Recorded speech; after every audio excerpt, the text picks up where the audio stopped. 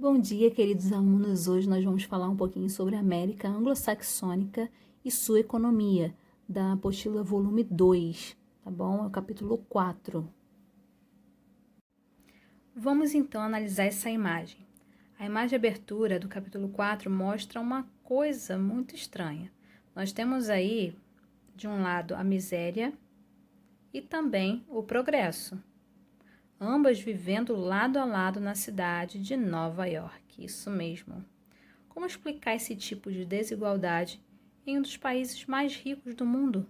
Você consegue me explicar? Será que essa imagem é comum nas paisagens da América anglo-saxônica? Vocês estão lembrados que eu falei sobre a América anglo-saxônica e também falei sobre a América Latina. Ambas tiveram uma colonização completamente diferente. Eu tenho na América anglo-saxônica uma colonização de povoamento e na América Latina uma colonização de exploração. E já que estamos falando de América anglo-saxônica, vamos pegar aí para estudo os Estados Unidos, que faz parte da América anglo-saxônica. Como que os Estados Unidos surgiu aí como uma superpotência? Como eles surgiram, melhor dizendo, como uma superpotência? Primeiro, 24% da riqueza mundial está no território estadunidense.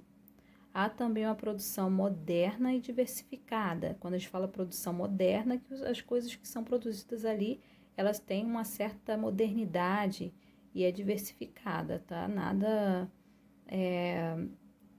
a mesma coisa, né? Eles sempre modificam. Então, a gente vai dizer então que é uma produção diversificada. A indústria também com tecnologia de ponta, ou seja, uma tecnologia bem avançada, e há uma grande participação no comércio mundial, ou seja, os Estados Unidos está aí presente em vários lugares, vários países do mundo. Vocês querem saber como começou o processo de industrialização estadunidense, né? Então vamos lá. Eles tinham um mercado consumidor interno muito forte, pois os pequenos produtores agrícolas tinham renda suficiente para comprar as mercadorias produzidas pelas indústrias. Também tinha uma acumulação de capital originária de um modelo econômico voltado ao desenvolvimento interno, ou seja, os recursos obtidos com a agricultura, a pecuária, a mineração, eles investiam o que eles conseguiam nessas mesmas atividades. Ou seja, eles não guardavam, eles investiam de novo. Isso foi ocorrendo o desenvolvimento do comércio e das atividades secundárias, como as manufaturas e, posteriormente, as indústrias.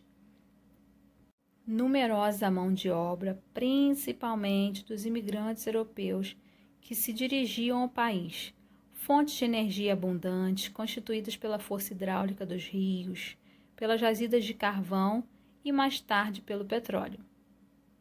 Facilidade de transporte, em virtude da vasta rede hidrográfica navegável e também da construção de grandes ferrovias.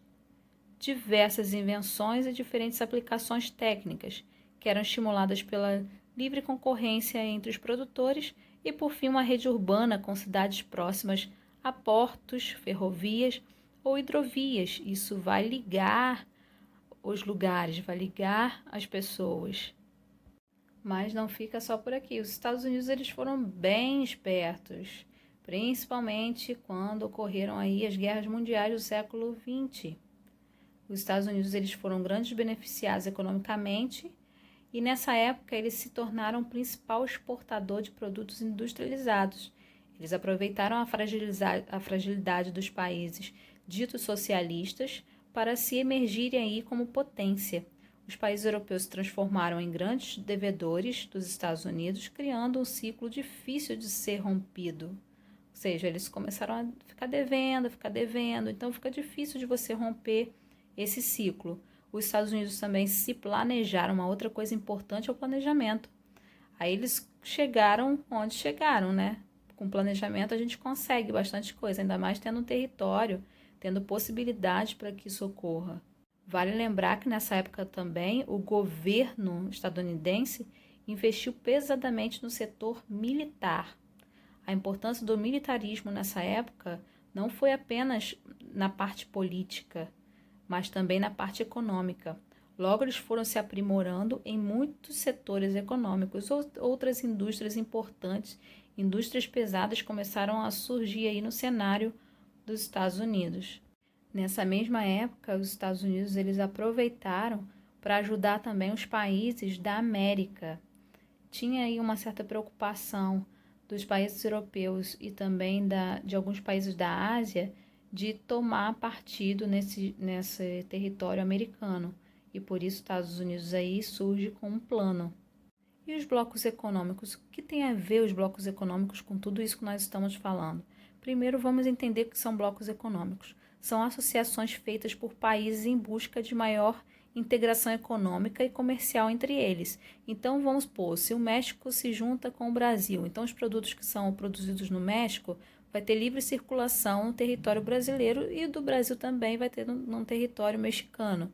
Então, o bloco econômico é como se fosse, então, essa integração econômica entre os países, onde eles vão ficar livres de pagar impostos altos, também de receber pessoas que quiserem ir para morar. Então, fica muito mais fácil quando você tem essa ligação entre os blocos econômicos. Vamos conhecer, então, alguns blocos econômicos que surgiram pós Guerra Fria. Nós temos aí a Zona Livre de Comércio, que estabelece isenção de tarifas para mercadorias produzidas e comercializadas entre os países membros. Exemplo disso é o Acordo dos Estados Unidos, México e Canadá, que engloba esses 3 países. Outra, União Aduaneira, que abrange uma área de livre comércio entre os países membros, isto é, sem tributos ou restrições para mercadorias produzidas e comercializadas dentro do bloco. Também temos o Mercado Comum, que ocorre maior integração entre os países membros, com a livre circulação de mercadorias, serviços e, em parte, de pessoas, bem como a elaboração de leis em comum em diversos setores importantes, como ambientais e trabalhistas. E também nós temos a União Econômica Monetária, que é um estágio mais avançado com o estabelecimento de uma moeda única, uma política monetária e um banco central comunitário. Há ainda um fórum político para a tomada de decisões, ou seja, um lugar onde eles tomam as decisões do que pode e o que não pode acontecer nos países que fazem parte desse bloco econômico. Abra o seu livro na página 7, que lá nós temos os 2 mapas dos blocos econômicos para você dar uma olhada e quais são os países que fazem parte de cada bloco econômico. E a organização do espaço econômico? Bem, nós temos aí um país de terras contínuas, né? Esses países, quando a gente fala em terras contínuas, é porque uma está perto da outra, tá? Nós temos aí em torno de 50 estados, sendo que desses 50 estados que formam os Estados Unidos, nós temos 48 que são contíguos, ou seja, um perto do outro, e nós temos também 2 afastados. No caso aqui estou falando do Alasca, estou falando do Havaí, que também pertencem aos Estados Unidos. Lembrar que, em linhas gerais, a Organização do Espaço Econômico dos Estados Unidos abrange 3 principais regiões geoeconômicas, também chamadas de cinturões.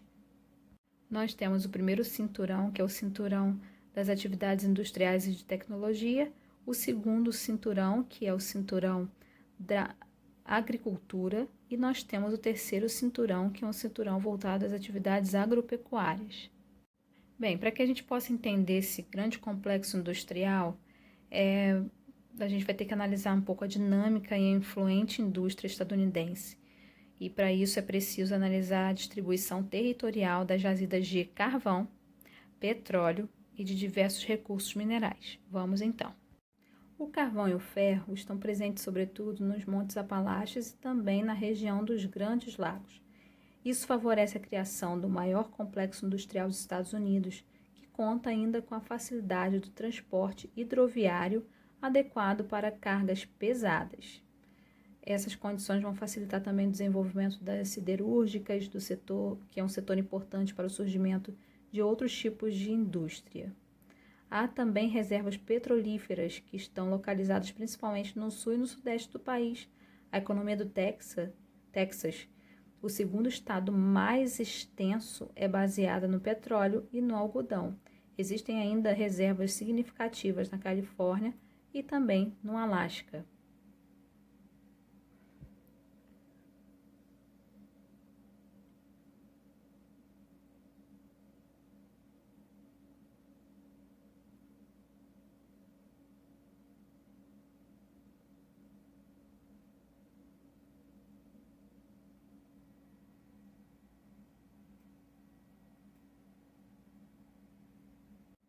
Galerinha, uma coisa importante que, ao contrário das indústrias que dependem de carvão e ferro, as que utilizam petróleo ou gás natural como fonte de energia ou matéria-prima não precisam se instalar perto das jazidas.